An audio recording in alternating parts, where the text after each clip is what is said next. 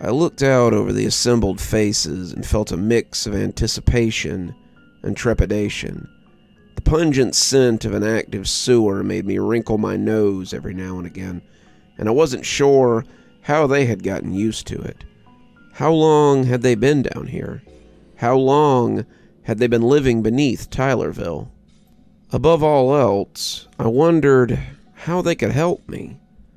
The man introduced himself as Joseph, and when I asked him where we were going, he said it was something best talked about underground. We were making our way through the city's back alleys, and they seemed to be the real Tylerville. The buildings that didn't fit the aesthetic had been abandoned, and the town had seemed so much larger from the hill than the one I had found. The corpses of old buildings sat dark and abandoned, and when Joseph opened the door to one of them, I was less than surprised to see it was a dry cleaner. Scrub it up, cleanliness is next to brightliness. Huh? Joseph asked, holding the door for me as he let me in. Just something I remember from when I was younger, I said quickly, walking in before I could say something stupid. The old dry cleaner was dark, haunted by the ghosts of old laundry soap and dryer sheets. I heard rats scattering, the gentle scuttle of roaches, and then a much harsher sound. I looked and saw that Joseph was pushing one of the big double-decker washer-dryers out of the way. I went to help him, and once we got it aside, I saw there was a hole behind it. A hole that did not smell altogether inviting. Come on, Joseph said. There's people I want you to meet. We'd gone down, and the deeper we went, the deeper the darkness became. Joseph took out a flashlight, and he must have seen something in my eyes as we went down. He smiled, patting the tunnel lovingly. They're old Prohibition tunnels. Mr. Teeter found them by accident and started using them for storage. They go straight down into the sewers, and the sewers have areas where the work crews leave supplies. That's where we've been staying, living right under their noses. We came to the bottom, and I found a small tent nestled in the lanterns that hung on the walls. They hadn't dared to put generators down here, but it seemed that they had brought lights nonetheless. There weren't a lot of them, maybe 20 people at the most, but as we came down, I had the eye of every one of them. That was how I found myself meeting with what qualified as leadership in this stinking tunnel. Margot was a doctor at the small hospital, and James was a deputy in the old sheriff's department. They both had what the group considered authority, and Joseph had brought me to them before anyone could make too much of a fuss about me being there. I guessed pretty quickly that outsiders weren't exactly welcomed with open arms. At least, not until they were sure that they weren't going to sell them out to the Bright Farm. That was weird to think about, a group I had once equated with Mr. Rogers hunting down dissidents in their sewer, but I supposed a lot of things didn't make a lot of sense these days. Margot and James let me stew in a little room for a while before finally coming to me, Joseph in tow. Joseph looked less than excited about what he had done, and apparently, after a thorough chastising, he was fit to hover on the outskirts of the conversation. Margot kept shooting him less than pleased looks. Her dark hair looked almost crazed as it frizzed around her head. She was still wearing blue scrubs, the kind you usually saw on TV, probably making her a surgeon or something. But she had traded her white coat for something a little more practical.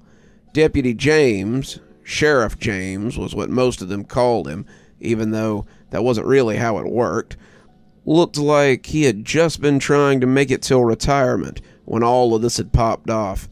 He had an almost bald head with a fringe of silver around the edges and down his neck. He was still in uniform, but his jacket was tattered and his holster was empty at his hip.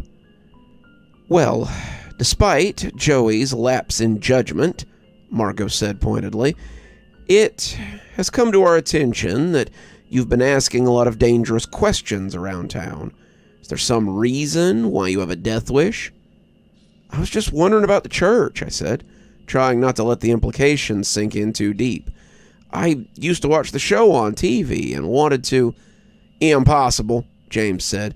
They've only been here for a couple of years. There's no way they had a whole TV show already. Margot sniffed. I told you, James, they're older than that. There's no way they could have organized a takeover like that out of nowhere. They were cohesive, they were guided, and I doubt this is the first time they've done this. She turned to look at me, looking a little less angry now. This show, did it tell you to come here? I shook my head, but not very convincingly. Not when I was a kid, though the town in the show was basically this town. You have all the landmarks here, all the places they went to on the show, and I don't think that's a coincidence. James nodded. You'd be right about that. Ever since they took over the town, they've been changing it. They abandoned the buildings that didn't fit, they changed the ones that do, and slowly they're taking Tylerville and turning it into something different. You said they took the town years ago. How have you all been living down here for 2 years? I asked. Not very well, James admitted. There used to be more of us, about 50, and it was cramped down here. The food we had went pretty quick, and we had taken to scavenging in the night. The sewers go to most parts of town, as well as the local farms. We sneak out at night and scavenge sometimes, downright stealing other times, and some of us go out by day to gather information on the farm so we can try to find a weakness or recruit more people. We've tried taking in outsiders before, but they don't usually last. We lost people to the sheriff and his bunch, to the farm. Hell, some of them just leave on raids and never come back. So yeah, not well is the best way to answer your question. What's your business with the farms? Margot asked, trying to get the conversation back on track. Surely you didn't find Tylerville all on your own. This was the portion of the interrogation where I knew I would have to lie, just a little. There was no way in hell I was going to tell these guys that I suspected Miss Mary was my mother. They would probably kill me out of hand just for the association. However, I thought that telling them about Brother Thomas might be a little bit safer. I used to watch the show when I was younger, but my dad told me that I couldn't. I never knew why, but I think now he believed it was dangerous. My grandma told me later that he believed they had taken my mother right after I was born. I found the old TV I used to watch it on. It's in the front seat of my truck. It suddenly came on and spoke to me in the voice of the show's host, Brother Thomas. He told me that if I wanted to find my mother, I should come to Tylerville and look for Bright Farms. I'm guessing that he probably knew I would get trapped by the cops or the residents here, and that was why he told me to come in the first place. They meant to catch me, like they had caught my mom. But if she's alive, then I need to find her. Margot and James looked at each other for a long moment, like an old married couple discussing silently whether the kids could have ice cream this close to dinner. Kid, James finally said, if your mom's still alive, then she's not your mom anymore. Once those brat bastards get inside your head, there's no going back. She's theirs now, root and stem, and trying to get in would just be throwing your life away. I tried not to cry, but I could feel the tears leaking down my face as I became frustrated. I have to try. If there's a chance that I can save her, then I have to try. Sheriff, Joseph said, what about the... No, James said without hesitation. She's going in there whether we like it or not. If it can help her, she doesn't know what she's talking about, and we certainly aren't going to put a bug in her to root out the devils. It ain't right, Joe, and you know it. I latched on to what they were saying. I'll do it. Whatever it is, I'll do it. If it'll help me get my mom back, I'll do it. James cursed, wiping a hand over his bald head. You don't even know what you're talking about. You do this, kid, and there might not be any finding your mom. Once this thing gets inside you, it takes over. It wants these bastards as much as we do, but it also wants to eat us along the way. It'll chew through anything that can get its teeth into. That includes people who are trying to help it. There might not be any coming back from this, and all we've managed to do so far is contain it. If we turn it loose, then it could be the end of everything. I looked up and could swear I heard the tears sizzling on my cheeks. I'll do it. No matter what the cost, I'll do it. He looked at Joseph, his sigh coming out almost bitter. Damn you, Joe. You just couldn't keep your mouth shut, could you? Joseph stood a little taller, and he used the extra few inches to make himself look imposing. If it can help, then why wouldn't we let her use it? James looked at Margot, but she just shrugged. As long as she takes it with her when she goes. I never liked having it here. It's creepy. James threw his hands up in defeat, but rounded on Joseph as he poked him in the chest. Fine, but you can go with her and make sure it doesn't eat her up halfway there. Joseph nodded. That's fair. It was my suggestion, after all. Come on, James said. If you're taking it, then let's get this shit show on the road. We left the little room and walked through the tent camp. I could see the sad collection of people, all looking like moles as they hunkered beneath the earth. They were utterly dejected, looking defeated already, and even then I saw the furtive glances towards where we were going. James was sorting keys off a ring, and Margot made some excuses to go back to camp before we came to a door at the back of the sewer. We used to lock the supplies back here when I worked for the city. The cops had some gear down here, the maintenance guys had more supplies, but I think the city planners had some stuff down here too. The tunnel isn't a very closely guarded secret, and it only goes to show how much brain rot comes with the brat. Anyway, this is where we keep it, behind a door, so it can't hurt anybody else. Unlike the rest of the sewer, lit by lamps or small lights, this place shone like the sun. There was a generator back there, powering 3 large floodlights that were all pointed at a chair in the corner. The occupant of that chair was in a straitjacket that had been zip-tied to the chair. He was grotesquely fat, his flesh pushing at the coat like an overfilled sausage threatening to burst its casing. His eyes were hooded like a hawk, and his mouth was covered with a muzzle that looked like it had once belonged to a large breed of dog.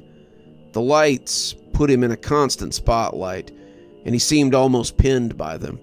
He didn't struggle against the straps, and if they bothered him, you'd never know it.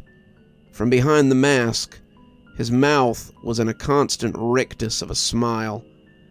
I took a step back, not quite sure what to make of this, and as James took a step into the room, the creature moved its head and smiled in his direction. "What the hell is that?"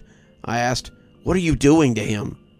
"Not a him," James said, checking something behind before taking out his pocket knife and cutting one of the zip ties. "It stopped being a person on the night we took to the sewers. It used to be the theater teacher at the high school, a man named Corbin Hoff. Something got a hold of him, something the brat doesn't like. He infected a few other people before we could restrain him. I think they're still running around in the woods somewhere, grinning like fools." Before he cut the last of the zip ties, he wrapped a chain around the man's neck and hooked it with a padlock. The creature strained at the chain, but the only sound it made was a low, maddening chuckle. It was the laughter you sometimes heard coming from an insane asylum. It was the laughter that bubbled up from hell. James leaned down, telling the creature exactly what he expected of him. "Listen to me, you son of a bitch. I don't know how much of Corbin is left in there, but I want you to take this girl to the farm. I know you know where it is. I know you want to go there as much as she does. So you take her there. Then," he tossed me the keys to the lock and looked up at me, "you can decide if you want to release him or not. If he served his purpose, cut him loose. If he hasn't, Tie the bastard to a tree for all I care and let him rot." The laughter scuttled out again, and I had to hold back a shudder as it walked across my spine like mouse feet. He had said it to me, but he handed the end of the chain to Joseph, who looked less than pleased at the prospect of holding the thing. "I don't understand," I said, trying to hold back tears as the strangeness washed over me. "What is going on?" "This thing'll take you to the Bright Farm, if you still intended to go." Why can't you just tell me where it is?" I said, getting frustrated. "'Cause we don't know," he almost growled. "We know where it should be, but it's never there when we look. Something's hiding it, and I think this thing can find it. Whatever it is, it hates the farm people as much as we do. It wants to hurt them. We were saving it just in case they found us, but if helping you helps us cause a little chaos, then I guess it's worth the loss. Creepypasta just laughs all night anyway. It's been making people very uneasy. Just take him and go. And Joseph," he looked up at the kid, "don't come back till she makes it to the farm." You're still here. Thanks so much for joining us for tonight's spooky tale. If you'd like a little bit more spooky in your life, why not click on one of the videos that appears at the end of our story? Or maybe head on over to one of our playlists where you can get your fill of spooky content. If you like your spooky a little more tactile, I've got a new book that's come out. If you'd like your own copy, there's a link below in the description where you can get your own copy of my spooky book.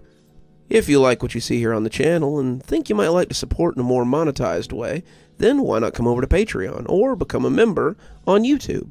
Speaking of, let's go ahead and thank our members now.